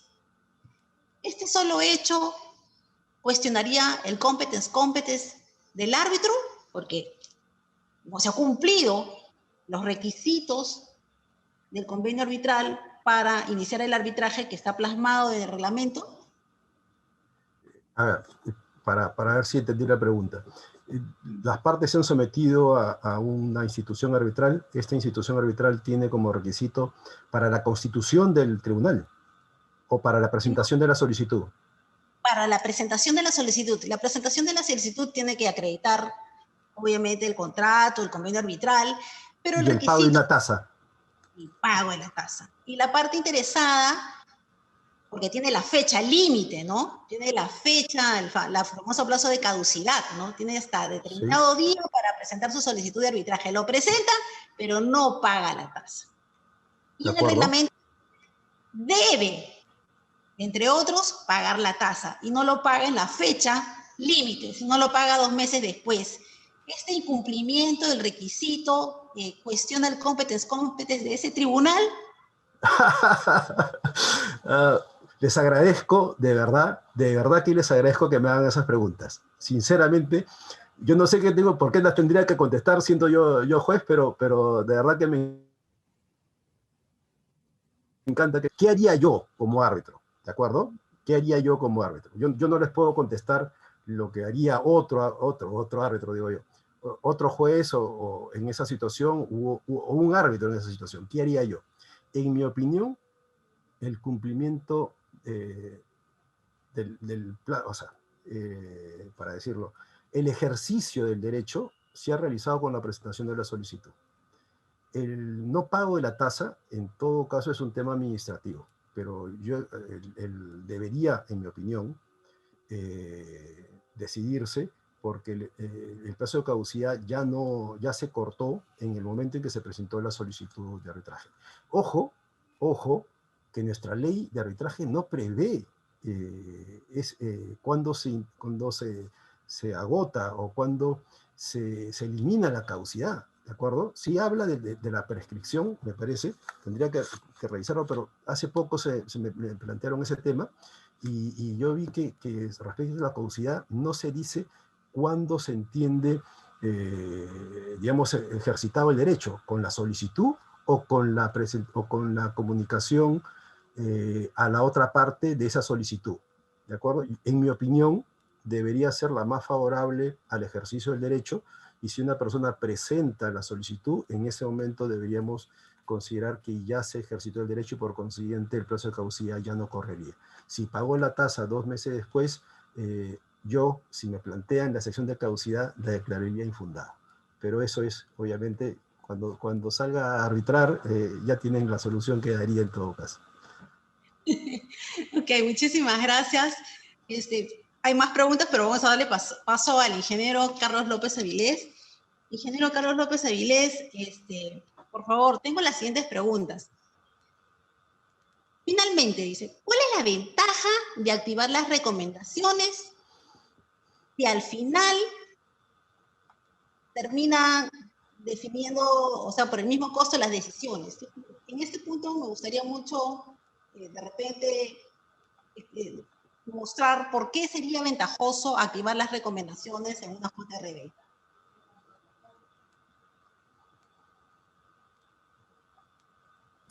Siempre es ventajoso que a partir de las recomendaciones las partes puedan decidir entre ellas cómo solucionan el tema que les fue planteado a la Junta y evitan que haya una controversia, ¿no? Porque, ¿qué es mejor? ¿Tener controversias o no tener controversias? Evidentemente, llevar una relación pacífica de la gestión contractual, ¿no? Entonces, las opiniones pueden servir en mucho para evitar controversias. Y estas opiniones no solamente se van a dar, estas opiniones, recomendaciones, digamos, de una manera formal, entre que las dos partes se presentan un escrito y la Junta emite una opinión, sino incluso puede ser, y la ICC lo menciona, como asistencia informal. ¿Qué cosa es asistencia informal? Una conversación dentro de la reunión de la visita de obra, en que las partes presentan cada una su exposición del estado de la obra y manifiestan, y tenemos tal cuestión que estamos todavía discutiendo y que no nos hemos puesto de acuerdo. O durante el paseo por la obra, en algún punto le dicen a la Junta, fíjese, acá estamos viendo tal y tal situación. Y el miembro de la Junta da una opinión, incluso puede ser, como digo, informal, verbal. Las partes escuchan y dicen, ah, de repente es así o es así. En la práctica, les digo, porque lo he visto, situaciones que en determinado momento fueron planteadas en una reunión de visita como que era un potencial problema, a la siguiente o subsiguiente visita nunca se llegó a una controversia. Entonces el adjudicador, yo preguntaba, ¿y este tema que se vio hace 2 semanas, que no se habían puesto de acuerdo? Me dicen, no, ¿sabe qué? Ya nos pusimos de acuerdo, ya no hay ningún problema. Y no llega a controversia, Por supuesto, eso no tiene por qué suceder con todos, pero sí ese tipo de orientación que la Junta a través de recomendaciones puede ir dando, ¿no? Puede, digamos, propiciar que las partes vean la situación problemática con determinados enfoques y se den cuenta que pueden solucionarlo. No, cuando digo solucionarlo no significa que uno le dé la razón completamente al otro, ¿no? Sino que entre los dos pueden encontrar que hay una forma de evitar que esto escale a mayores. Por supuesto, siempre puede escalar a mayores y eso no lo podemos evitar, ¿no? Pero, de nuevo, ¿qué cosa es mejor? ¿Vivir en paz o tener la razón y vivir peleando? Ok, gracias por esta reflexión. Hay otra consulta, dice, diversas opiniones de OCE han dejado claro que la liquidación del contrato de obra es una operación aritmética donde se suman valorizaciones, se descuentan penalidades, pero no obstante eso, la competencia del JRD no está hasta la liquidación del contrato. ¿Alguna idea de esta exclusión? ¿Alguna razón lógica para excluirlos? Simplemente así es como la norma ha sido emitida, que señala que la Junta solamente puede estar hasta el acto de recepción de la obra y ya no pasa a la liquidación. Y yo supongo, pero yo no he estado, pues, yo no he redactado la norma ni estoy en la cabeza de los legisladores, que lo han hecho porque en la liquidación se incluyen todas las decisiones que hayan quedado consentidas dentro de la liquidación o que pudiesen haber ido a arbitraje. En este caso, lo que sucedería es que cuando la obra termine, si hubo decisiones que fueron, digamos, tuvieron expresión de disconformidad, pasarían a un arbitraje. ¿No? Y los resultados de esos arbitrajes pasarían a la liquidación. Entonces, aceptar de que la Junta pudiese intervenir en la liquidación significaría que la Junta que terminó regresaría después de los arbitrajes a la liquidación. Y creo que esa es la lógica, ¿no? La Junta ya terminó, ahora son los árbitros los que tomarán la posta, si es que hay arbitrajes pendientes, porque el resultado de esos arbitrajes son los que entrarían a la liquidación. Y gracias, Carlos. Acá hay 3 preguntas en uno. Primera pregunta, ¿los adjudicadores ejercen jurisdicción? 2, ¿los adjudicadores pueden emitir una medida cautelar? Y 3, ¿los adjudicadores están exonerados de ser demandados judicialmente por sus decisiones? Empezamos con el tema. Yo te diría, Fabiola, que esas son preguntas de carácter legal y mi formación no es legal, sino es técnica de ingeniería, ¿no? Pero digamos, si son jurisdicción o no son jurisdicción, la verdad que no es algo que yo podría contestar y más bien se lo dejo a los abogados porque si no corro el riesgo de decir algo que de repente no es correcto, ¿no? Ahora, sobre las decisiones, sí, lo que puedo decir es que el reglamento señala expresamente que las decisiones, y lo voy a leer porque lo puse acá, dice, ninguna autoridad administrativa, arbitral o judicial puede impedir el cumplimiento de las decisiones que emita la Junta de Resolución de Disputas. O sea, a ese nivel de obligatoriedad llegamos, ¿no? No se puede impedir el cumplimiento de la decisión. Eso no significa que no se pueda cuestionar la decisión, pero para poner en términos sencillos, primero cumples, es el cumplimiento, y si no estás de acuerdo, bueno, cumples sin estar de acuerdo, y después lo sometes a arbitraje. Este punto de dejar los arbitrajes para el final me lleva a plantear lo siguiente como una de las grandes ventajas de la Junta respecto de los contratos sin Junta. Fíjense este esquema. La principal controversia que ven las juntas, porque la práctica así lo está señalando, son las ampliaciones de plazo, ¿no? Prácticamente todas las decisiones que a mí me ha tocado intervenir son sobre ampliaciones de plazo. En un contrato que no tiene junta, ¿cómo funcionaría? El contratista presenta una solicitud de ampliación de plazo, la entidad la deniega y entonces el contratista tiene 30 días para someterla a arbitraje. Muy bien, entonces ampliación de plazo número 1, denegada, arbitraje. Pero la obra sigue continuando. Solicitud de ampliación de plazo número 2, denegada, arbitraje. Ya tenemos 2 arbitrajes. Seguimos avanzando. Ampliación de plazo número 3, denegada, arbitraje. Ya tengo 3 arbitrajes. En paralelo, que la práctica ya nos ha mostrado casi sin duda de que no se van a resolver sino hasta mucho después. Y en algunos casos se resuelven incluso después de que la obra terminó. Pero ya tengo 3 arbitrajes en curso y la obra recién está, ni siquiera ha llegado a la mitad de su plazo. Y así podríamos llegar a 4, 5, 6. Yo he estado viendo procesos arbitrales, ¿no?, con 15, 18, 20 solicitudes de ampliación de plazo en arbitraje a la vez. Muy bien. ¿Y qué pasaría, por ejemplo, si la última solicitud de ampliación de plazo del contratista es aprobada y aceptada? Y con eso, el plazo contractual que le conceden hace que la obra termine dentro del plazo sin penalidad. ¿Qué pasa con los 18 procesos arbitrales que venían de atrás? Ya no se necesitan para nada. Ya no se necesitan, ¿no? Ahora pasamos a un contrato conjunta.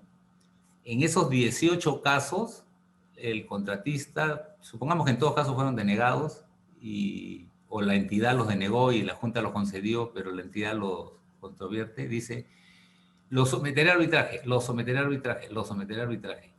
Y cuando llegamos al final, resulta que no se necesitan someter a arbitraje. Entonces simplemente no se someten a arbitraje. En la primera situación, yo me tendré que desistir de 18 arbitrajes que ya empezaron, que ya me costaron, que ya los pagué. En la segunda situación, ni siquiera se produjeron los arbitrajes. Esa es una de las ventajas más importantes. Pero hay una segunda. Si la Junta ha ido concediendo, supongamos, ampliaciones de plazo, como las decisiones son obligatorias y de inmediato cumplimiento, los cronogramas se han tenido que ir actualizando y los mayores gastos generales se han tenido que ir pagando. Por lo tanto, al final, cuando la obra termine, el contratista va a haber tenido, poniendo el ejemplo desde esa parte de la balanza, ¿no?, habrá tenido sus ampliaciones de plazo concedidas y sus gastos generales cobrados, ¿no? Mientras que si no hay junta y hay sometimiento a arbitraje, mientras los arbitrajes no terminen, el plazo no cambia y los gastos generales no se pagan, ¿no? Entonces, ahí nomás hay una diferencia notable en el tema del flujo de dinero en la obra, ¿no? No estoy diciendo con esto que la Junta le da siempre la razón al contratista. Yo creo que en muchos casos no le damos la razón al contratista. Pero quiero poner de manifiesto esas situaciones que demuestran la ventaja del sistema respecto del sistema arbitral, que es la solución contemporánea de las controversias. La solución contemporánea de las controversias. Sí.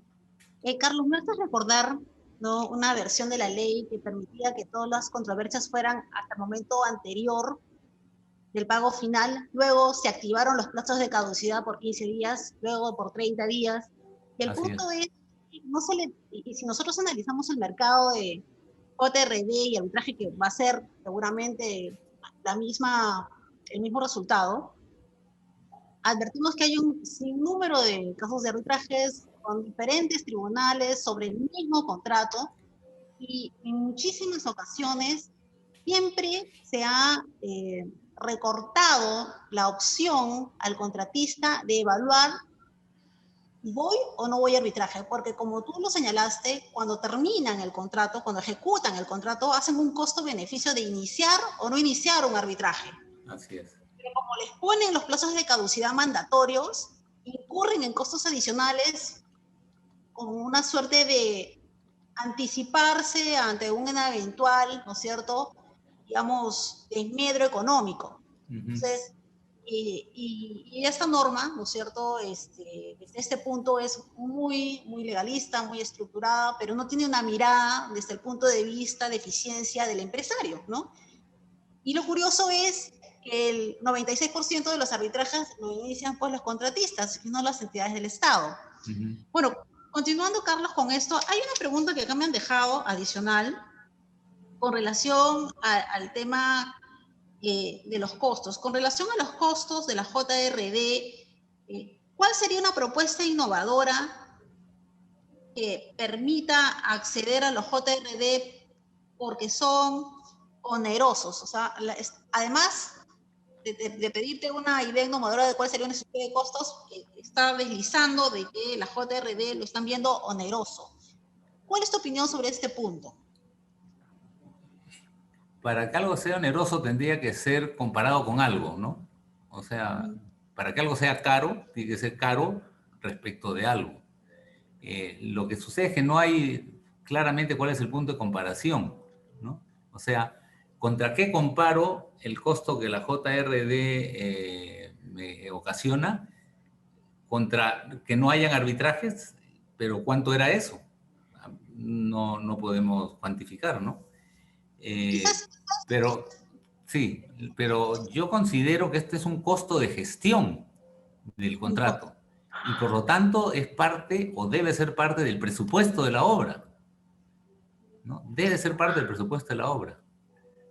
El contratista paga una parte, pero ese monto tiene que ser parte del presupuesto.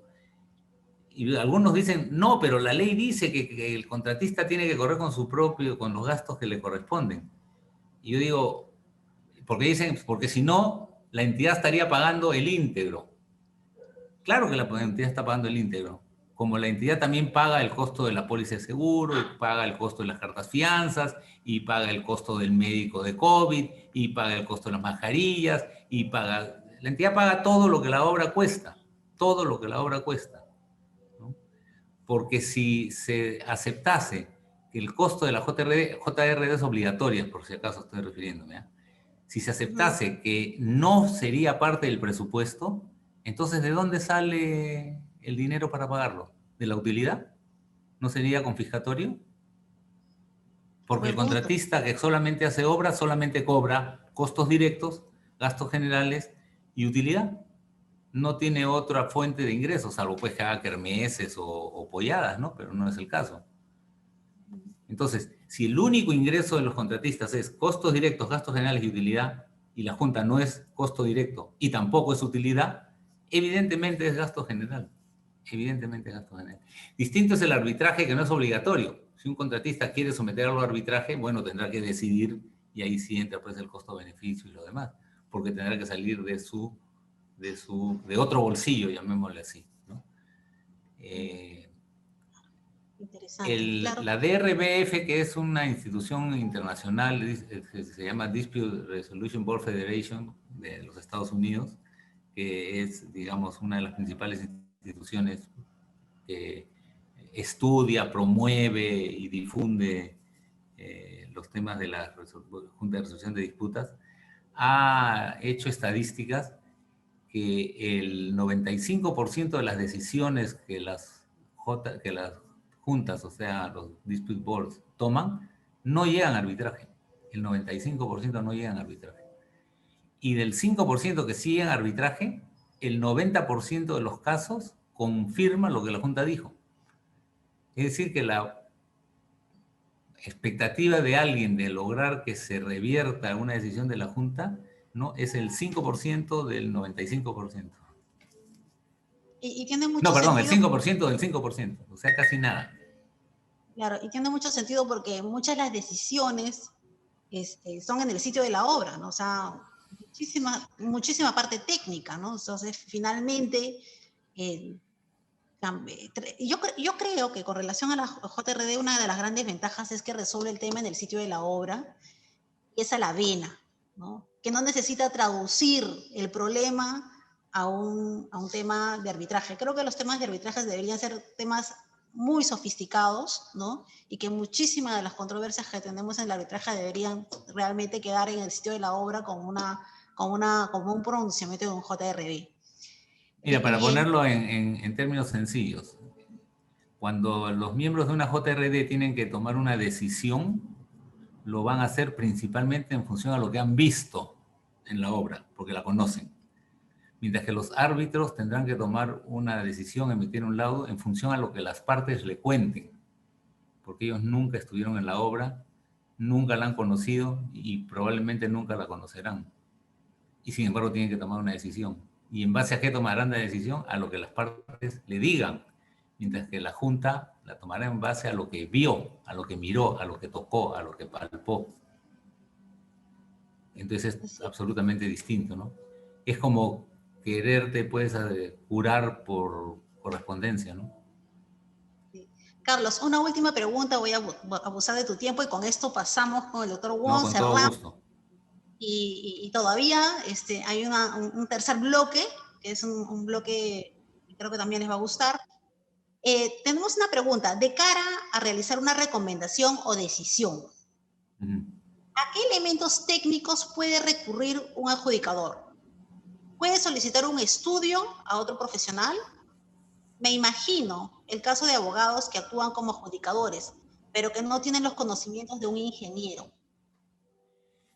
Claro, todo dependerá de cuál es la materia de la controversia, ¿no? ¿Cuál es la materia de la controversia? La norma reglamentaria señala que el adjudicador o la Junta de Resolución de Disputas puede, si lo considera necesario, hacer uso de expertos, peritos, etcétera. Digamos, la práctica, y ahora te digo desde el punto de vista práctico, lo que en la práctica profesional yo he visto en muchos, a lo largo de muchos meses de estar como junta, es que no se suele necesariamente acudir a un perito. Si yo no recuerdo mal, en más o menos 20 y tantos pedidos de decisión que he tenido en 2 o 3 juntas, habremos acudido a peritos 3 veces, nada más. Las partes no van con peritajes de parte, no van con peritajes de parte. Son peritos o expertos que la Junta ha convocado porque el tema efectivamente excedía su conocimiento. Solo para ponerles un ejemplo, uno de los casos en que tuvimos que acudir a un perito es porque la decisión estaba referida respecto a una discusión sobre los alcances y el funcionamiento de la póliza de seguro ante unos eventos extraordinarios que habían afectado partes de la obra. Entonces había una discusión sobre si cubría o no cubría, si el evento estaba cubierto, si había un deducible, si no había un deducible, etc. Entonces era sumamente especializado en relación a seguros. Evidentemente tuvimos que acudir a un perito, pero en casi, yo diría, el 95% de los casos no lo hemos necesitado, ¿no? Muy bien, te agradezco, Carlos. Bueno, mi estimado doctor Wong, una última pregunta, ¿ya? Es con relación al tema de competence, ¿no? Es el tema de competence, que creo que tiene que ver un poco con la pregunta anterior. Es un convenio arbitral, ¿ok? Que dice, este es un convenio arbitral que tenía que realizarse en un centro de arbitraje acreditado. Y nunca se acreditó ningún centro de arbitraje. Entonces, el convenio arbitral lo celebraron como un ad hoc, se constituyó el tribunal arbitral y en el momento que se inicia la controversia, la otra parte se opone y dice que ese tribunal arbitral no es competente porque por ley el convenio arbitral siempre debió ser institucional.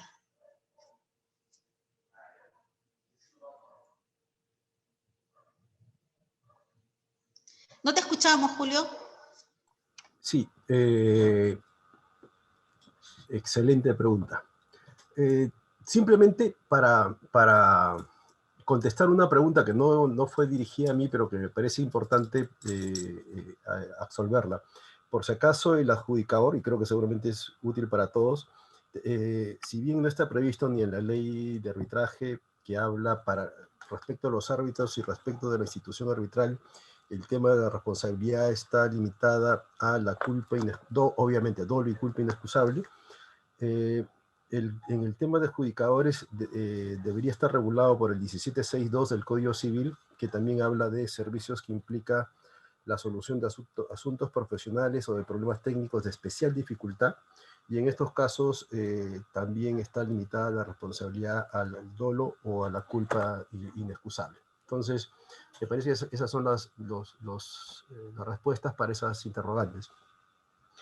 Ese es un caso que se está presentando en la práctica, me cuentan, bastantes veces, ¿no es cierto? La ley ha señalado que el arbitraje es institucional y además que tiene que ser realizado ante una institución acreditada, pero esta institución acreditada no hay ninguna que yo sepa, institución acreditada, con lo cual el arbitraje se convierte en una... bueno, no es posible llegar a un arbitraje de acuerdo a los términos específicos en los cuales está exigido por la ley.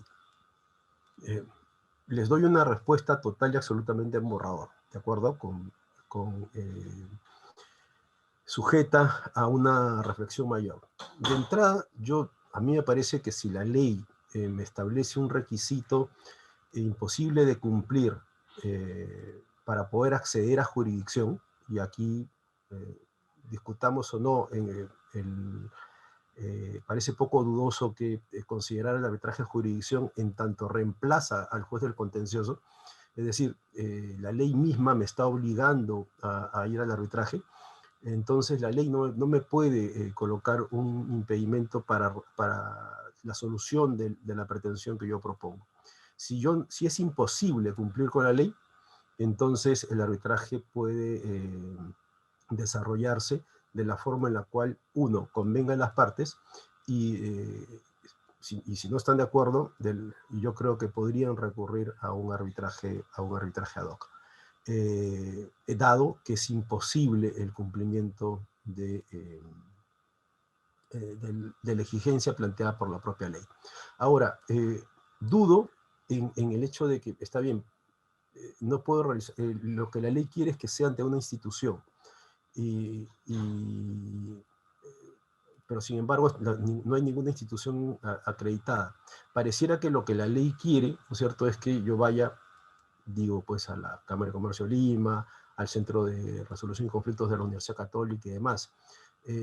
Sin embargo, ellos no van a aceptar de repente esa posibilidad, en tanto no tendrían base para administrar el arbitraje.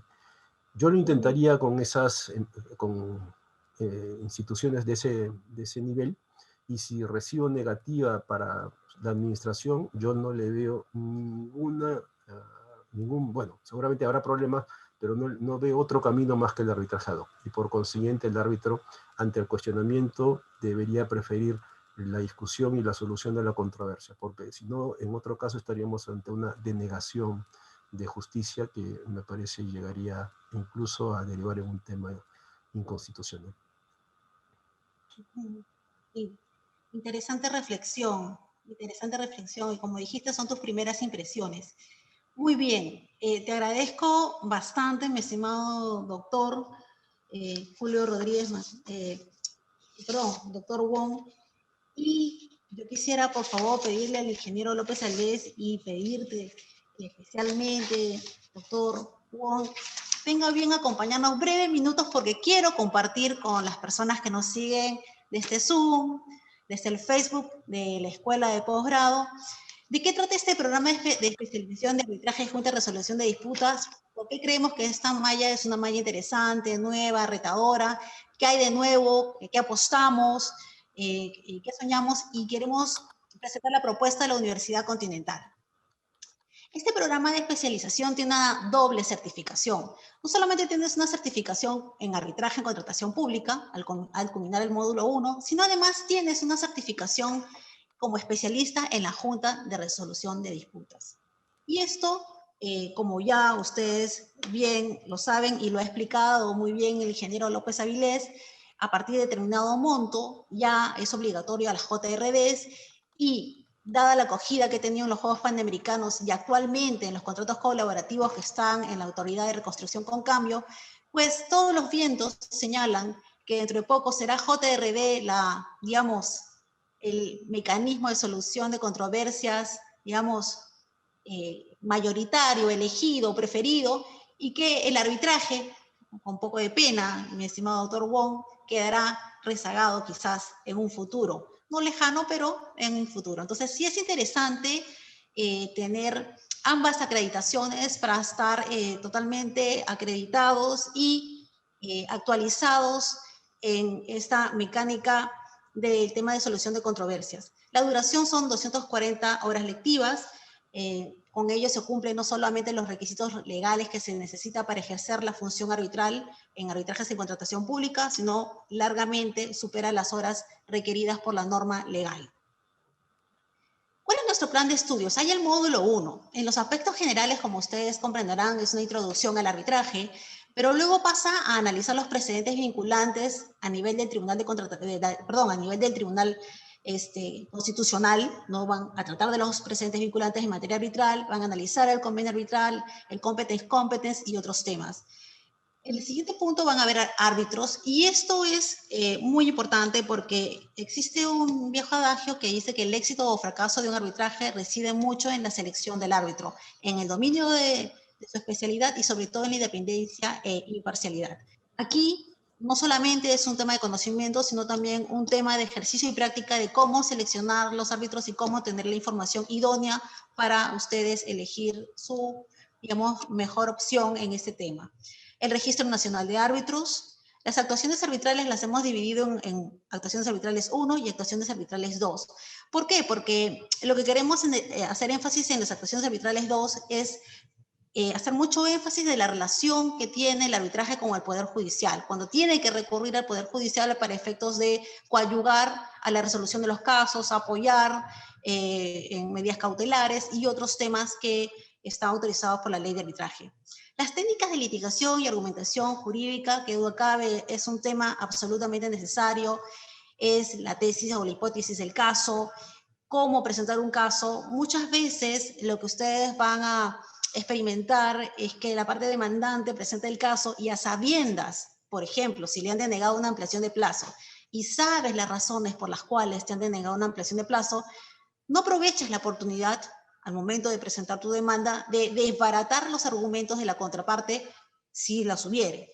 Simplemente repiten lo mismo que presentaron en la entidad naturalmente va a ejercer su defensa, y creo que ahí estas técnicas de litigación van a sumar muchísimo. Otra cosa muy importante es que antes teníamos mucho la participación, la interacción que podían ustedes tener con el árbitro en una audiencia, digamos, física. Ahora las audiencias son virtuales y aquí también hay un trabajo importante que realizar a efectos de tener estas técnicas de persuasión, estas técnicas que podrían poner en la mesa la importancia del caso y no desgastarse, ¿no es cierto? Y no distraer el tiempo en puntos que no van a sumar a la solución de tu caso. Pasamos al laudo, de la anulación del laudo. Bueno, esta noche hemos tenido solamente una pincelada de los temas de discusión que vamos a ver en el laudo. No solamente se trata de la normativa, de la casuística, sino va a haber, obviamente, un análisis mucho más profundo que nos ponga a discutir si realmente la normativa de arbitraje es correcta o es incorrecta, cuáles son los abanicos que ustedes tienen en los diferentes supuestos. Hay un taller de casuística de laudos que me parece importante, porque esta es una batería de información que ustedes van a tener, porque a lo largo de todos estos años nosotros sabemos que las controversias son en ampliaciones de plazo, liquidaciones, adelantos, penalidades, garantías, pero en este taller es un paquete de información sistematizado, organizado, que te va a mostrar, digamos, las tendencias respecto a un punto en concreto de las garantías o penalidades o ampliaciones de plazo. Esto te va a permitir tener información de más o menos cómo van las decisiones, ¿no?, a nivel de la jurisprudencia arbitral. Luego pasamos al taller aplicativo de arbitraje, modelo MOOD. Esta es una verdadera innovación de este programa porque va a estar a cargo de dos magníficos ponentes que han tenido un éxito increíble, son coach, han sido ganadores de diversos MOODs y los tenemos hoy como docentes también. Y este taller aplicativo tiene el 40% del peso de toda la nota en este programa. ¿Y qué quiere decir modelo MOOD? Lo que quiere decir es que les van a asignar un caso, ¿ok? Los coaches los van a entrenar, van a elegir, obviamente, a los grupos, siempre, obviamente, de acuerdo a su performance, van a iniciar las competencias y van a decidir tribunales arbitrales quién es el mejor grupo que sostiene el caso asignado. Esto es interesante porque tiene muchísima relevancia o bastante similitud a lo que nosotros conocemos como un MOOD. Y esto me parece interesante porque la Universidad Continental promueve la investigación, promueve la competencia, los ganadores este taller no solamente tendrán la mejor nota, sino tendrán un diploma de honor y estarán obviamente registrados en la página web de la Universidad Continental, porque la meta es formar promociones, ¿no?, a lo largo de este tiempo, y que luego haya competencias entre promociones en este modelo mutuo. Como segundo módulo estamos con el tema de las JRDs. Aquí vemos el tema de la introducción al marco de las JRDs, que es muy importante, cómo nació, cuándo fue, que fue su punto de despliegue, de éxito, por qué muchísimos países creen el JRD, lo aplican en la JRD, qué nos falta a nosotros para tener una aplicación correcta del JRD, el marco legal, que duda cabe. Y hay un módulo que me gusta muchísimo, que son los aspectos técnicos aplicables a la gestión contractual. Muchas veces ustedes se enfrentan a que tienen que resolver o tienen que sustentar una ampliación de plazo, por dar un ejemplo. Y se enfrentan a tener que decidir si los medios probatorios son los correctos y, sobre todo, si se afectó o no se afectó la ruta crítica. ¿Usaste el calendario acelerado o usaste el cronograma de obra avanzado? Y aquí, en este módulo, te van a enseñar exactamente cómo hacer una sustentación correcta de una ampliación de plazo, por ejemplo. Vemos el siguiente módulo, que es la gestión de riesgos en contratos de construcción, absolutamente elemental, y esto también se está viendo muchísimo, no solamente a nivel de la ley de contrataciones, sino también a nivel de los contratos colaborativos. La gestión de reclamos en contratos colaborativos es un módulo muy interesante porque va hacer la sustentación de los eventos compensables, las alertas tempranas, va a tratar sobre los contratos colaborativos como los contratos NEC, también va a incluir los contratos FIDIC y, que duda cabe, también los contratos de obras con la ley de contrataciones. Entonces, esto es muy importante, pero está enfocado principalmente a los contratos colaborativos. Va a haber estas pinceladas que le comento, pero siempre enfocados a los contratos colaborativos. Cuándo presentar una alerta temprana o una advertencia anticipada, cuáles son los eventos compensables, cómo sustentarlos. O qué comprender por cada uno de los supuestos de los eventos compensables que están redactados en estos contratos colaborativos. Finalmente, estamos pasando al taller de negociación y habilidades blandas, un bloque totalmente importante, que es una habilidad que necesariamente tiene que tener como calidad y como un don los adjudicadores en este manejo nuevo de la JRD. Y para finalizar, el taller aplicativo. Como ustedes se habrán dado cuenta, ese taller aplicativo, más allá de revisar la norma, analizar la casística conjunta, es importante someter a los grupos de estudios a un taller aplicativo que les permita, ¿no es cierto?, con casos nuevos propuestos por los profesores o con casos previamente elegidos de lo que haya ocurrido en un evento real, es que tengan la oportunidad de desarrollar ese taller aplicativo, porque en realidad muchas de las cosas a las que se enfrentan ustedes en su evento profesional es que no está escrito en las normas. Entonces, esto es un taller que va a someter, ¿no es cierto?, a analizar y a cuestionar los conocimientos que ustedes han adquirido y a compartir esa información con su grupo académico. Adicionalmente, y ya terminando con este tema, quisiera compartirles los ponentes que tenemos. Ya dos de los ponentes han presentado el día de hoy. Tenemos a Carlos López Avilés, al doctor Julio Martín Wong, quien habla, Fabiola Paulet, al doctor José Antonio Treyes, que tiene no solamente experiencia en el tema privado, sino también en el ámbito público. La Universidad Continental ha convocado como docentes al doctor Paolo del Águila, árbitro con muchísimos años de experiencia, ex secretario general del Centro de Arbitraje de la CCL, Cristian Carvajal Valenzuela, es un docente que en la Universidad Continental lo ha convocado, él radica en Brasil, es especialista en arbitrajes internacionales, pero además participa también en programas de arbitraje como el que tenemos el día de hoy. También está en nuestra malla de docentes. La Universidad Continental también ha convocado al doctor Carlos Figueroa Iberico. Ustedes saben que en el tema de arbitraje se cumple algo como Pareto, 80-20. El 80% de los arbitrajes está concentrado en las principales entidades públicas, como son educación, como son transporte, como es salud. Y una de las carteras que concentra un número importante de arbitrajes también es el MIDIS. Y esta experiencia es importante para ustedes también, porque van a compartir desde la perspectiva de un procurador cuál es su análisis, cómo aplica las soluciones de su caso y, obviamente, compartir la cátedra que corresponda. De igual forma, tenemos al doctor José Antonio Sánchez Romero, ex procurador de la cartera de Educación, y que duda cabe, una de las carteras más importantes que tiene Perú a nivel de arbitraje, y que en esta cartera estuvo dirigiendo específicamente el área de arbitraje. Así que tenemos muchísimo bagaje de conocimiento en este tema. No solamente es el dominio de la materia, sino el ejercicio en el mismo.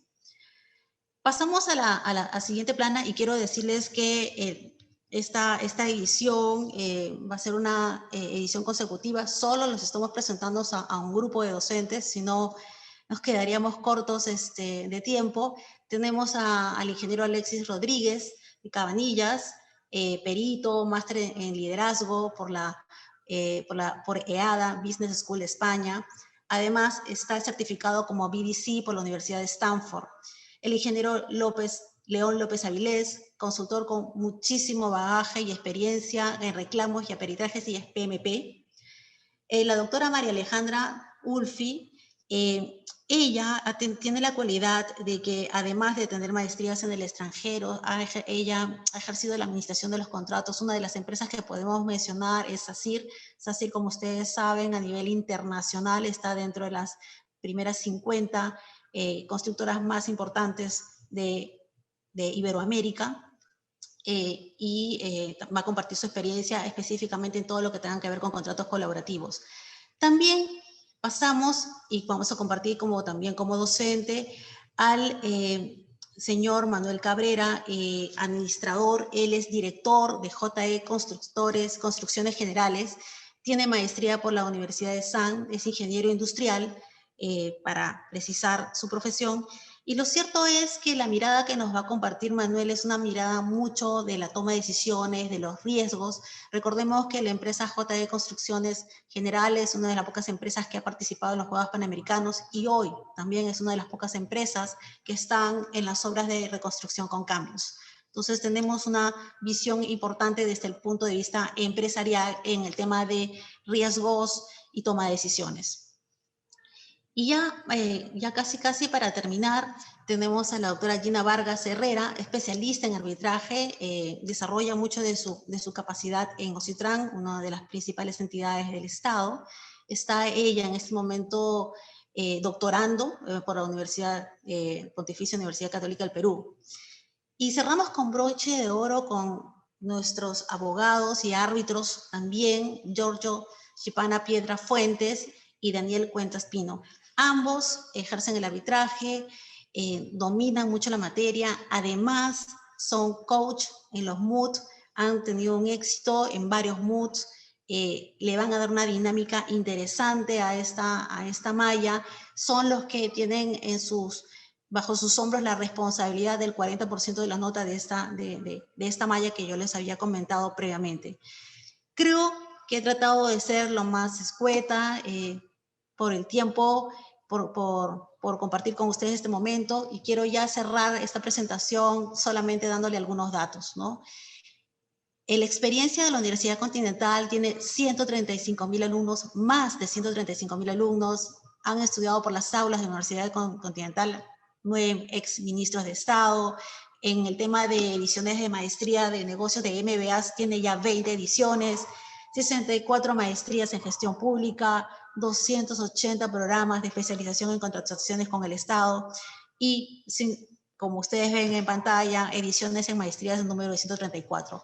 La Universidad Continental tiene un compromiso real con ustedes, está en permanente renovación, actualización de su malla académica y convoca en esta ocasión, y me hace el honor de poder presentar esta malla a través no solamente de la malla que ha diseñado, que se las he propuesto y se las he compartido, sino porque la Universidad Continental ha hecho una excelente selección y magníficos ponentes que estarán a cargo del desarrollo de esta malla. En ese sentido, solamente tengo que agradecer su participación, cerrar este evento con unas palabras de cierre del ingeniero Carlos López Avilés, unas palabras de cierre del doctor Martín Wong Abad, de nuestro magistrado Martín Wong Abad, y yo te invitaría Carlos López Avilés, que tengas a bien quizás dar ya las palabras de cierre. Sé que nos hemos excedido un poquito en la hora, te pido las disculpas del caso, pero la verdad que los temas están muy interesantes y no quería dejar de compartir las preguntas que me dejaban en el interno por el chat. Claro que sí, Fabiola. Yo lo que les pudiese decir como palabras finales es que toda obra que se hace, y sobre todo si es una obra del Estado, es con la finalidad de cubrir una necesidad, ¿no? Toda obra es para cubrir una necesidad. ¿Una necesidad de quién? Una necesidad de la gente, de la población, de los ciudadanos. Entonces, cuanto más eficiente sea la gestión de la obra, más rápido se va a poder satisfacer necesidades, que es el objetivo final. Entonces, hay que establecer todos los mecanismos que apunten a esa satisfacción de necesidades, ¿no? Y evidentemente, como consecuencia de una buena gestión de cualquiera de las dos partes, se obtendrá además, ¿no?, los beneficios lógicos que la actividad empresarial del contratista espera conseguir. Pero la finalidad principal es la satisfacción de necesidades de la gente.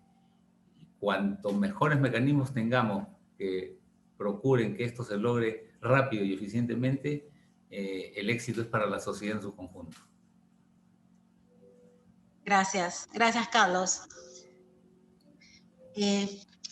Lo invitamos al magistrado Julio Martín Wong, por favor, sus palabras finales.